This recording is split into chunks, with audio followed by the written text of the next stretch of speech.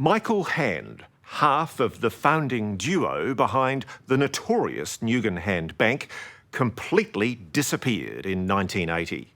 He vanished, never to be seen again, not long after his business partner, Frank Nugan, was found dead in his car, a bullet through his head.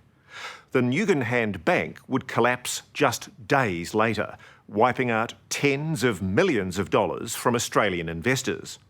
For 35 years, Michael Hand has been missing, presumed dead. That is, until we confronted him. To understand the storied life of Michael Hand, you need to delve into his past. One of the bloodiest battles of the Vietnam War still echoes in Dong Khai. Especially his time as a tough Special Forces soldier. His fearsome reputation earned from hand-to-hand combat in the Vietnam War. One of the guys grabbed him, and Michael stabbed him and ripped the knife up through his sternum. Like many former associates of Michael Hand, this old Special Forces buddy, Doug Sapper, didn't want his face shown. He tells one of Hand's defining stories, how his cold-blooded use of a combat knife saved his life. And the guy hit the ground, and Michael put his foot on the guy's leg and grabbed his head and literally lifted up and separated his head from his body. And everybody knew that Michael Hand, when push came to shove, could be seriously dangerous. Michael Hand goes on to work for the US Central Intelligence Agency, the CIA, in Indochina, before arriving in Australia. Here he meets Frank Nugan. They found the merchant bank that bears their names, and they cash in on Hand's CIA connections with drug criminals in Thailand and Burma. These guys up in Burma had money coming out the fucking wazoo. So they had to have a way to move it. What better way than Nugan Hand Bank? But by the middle of 1980, Michael Hand's empire has completely collapsed. Frank Nugan is dead, and with drug investigators closing in, Hand wants out. He obtains a fake Australian passport based on a ludicrous false identity.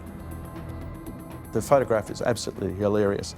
How he ever got through immigration with that, it defies imagination.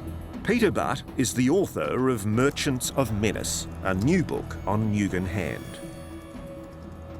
It does beg the question, doesn't it? How on earth could somebody with a ridiculous disguise like that get out of Australia without people laughing as he walked by? Well, look, if you're a conspiracy theorist, you'd have to say that he approached the right booth.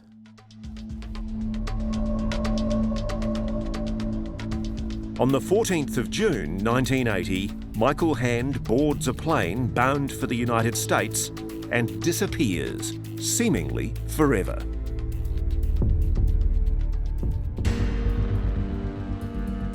For 35 years, nothing. And then last year, Peter Butt sat down at his computer and set out to find him. I assumed he would have kept his first name and possibly his second name. So that's Michael John. Michael John. And it's a curious spelling, J-O-N. That's right. So I started looking at corporate registrations, and I thought, here we go, here's a Michael John. I then looked down to his birth date, and it matched. I looked at his signatures, and the Michael was almost identical to records I had from the 1960s. And his wife, Helene, was also registered, wasn't she? His wife was registered as the vice president of the company. Then I found photographs of him, and here he was. It was just, there's Michael Hand 35 years later.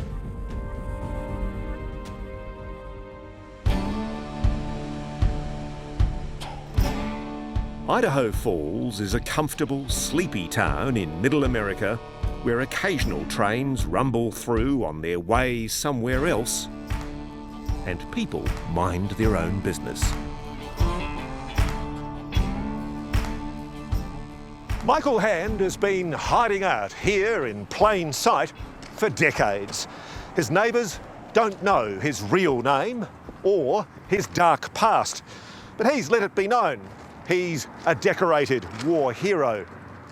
Hand thought he'd got away with it, undetected all these years. But what's brought about his undoing is the very thing that saved his life in combat in Vietnam 50 years ago. His love of knives. And our knives have become very, very popular overseas. Michael John Hand is now Michael John Fuller. He owns a very profitable business producing specialist knives for military and police tactical ops units. A business that would leave a paper trail and eventually prove to be his undoing. Do you think the American intelligence services helped Hand hide for the last 35 years? Somebody's helped Michael Hand disappear. Somebody helped him resettle in America, start a new life, give him a new name. How does that happen? The parallel street is Freeman Avenue. Copy that. We're turning into Freeman now. People have been looking for him. A lot of people have been looking for him. Well, we've filmed him. Yeah. We've confronted him. Found Michael Hand. Yep. Alrighty. This is the moment Michael Hand probably thought would never come. Michael John Hand, Lost Coulter, 60 Minutes Australia. We've been looking for you for a long time, sir. I think you're a pretty good likeness, don't you think? We'd really like to talk to you, Mike. We've been following you for a long time. You've got a really interesting story to tell. And moreover, there are a lot of people in Australia who are owed a lot of money by you. $50 million. If you had the opportunity to confront Michael Hand today, what would you say to him? The first thing I'd say is, where's my bloody money? And then I'd say, and I'm speaking on behalf of a lot of investors who went down the gurgler. The Nugan Hand Bank left countless victims in its wake. After Frank Nugan's death, his American wife Lee returned to the US with their 2 children. Lee Nugan built a new life for herself and her children here in Palm Beach in Florida, where she still practices today as a psychologist and counsellor. But before she left Australia, she confided in family that she had her doubts that her husband Frank really did kill himself. Why she had those doubts, we just don't know, because even after 35 years, she's still too nervous to speak publicly. Let me show you something very quickly. But I don't want to know anything you're going to tell me. I don't want to know anything you're going to tell me. That's Mr. Hand today. I don't want to know. Oh, you don't? I'm so Oh, sorry. really? Oh, okay.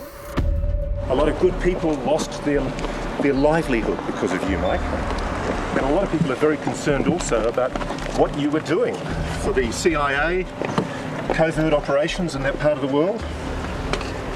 Mike, we know it's you because we have your fingerprints. We also know you have the same social security number. Right now, Michael Hand isn't talking. At his knife factory, staff are pulling down the shutters. Just stop and talk, mate. We'd prefer to talk to you. But for 35 years, Michael Hand has been hiding out in open view. Perhaps this old Cold War warrior knows someone is looking out for him. Somebody's helped Michael Hand disappear. Somebody helped him resettle in America, start a new life, give him a new name. That doesn't happen to everybody. In fact, I'd say he is a protected species in the United States.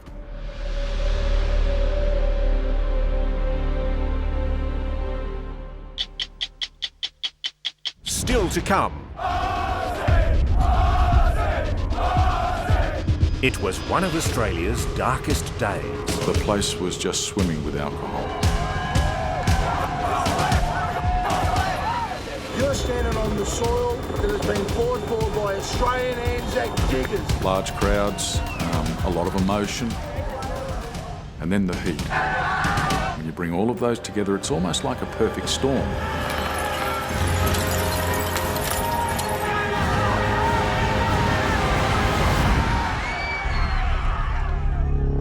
And in the middle, Dan meets Amy. Love at first sight? Was for me. You won't believe what happens next. Have you been down to Cronulla today, mate? I've screamed at the girls to run.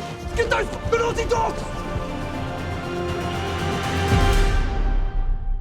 That's next on 60 Minutes.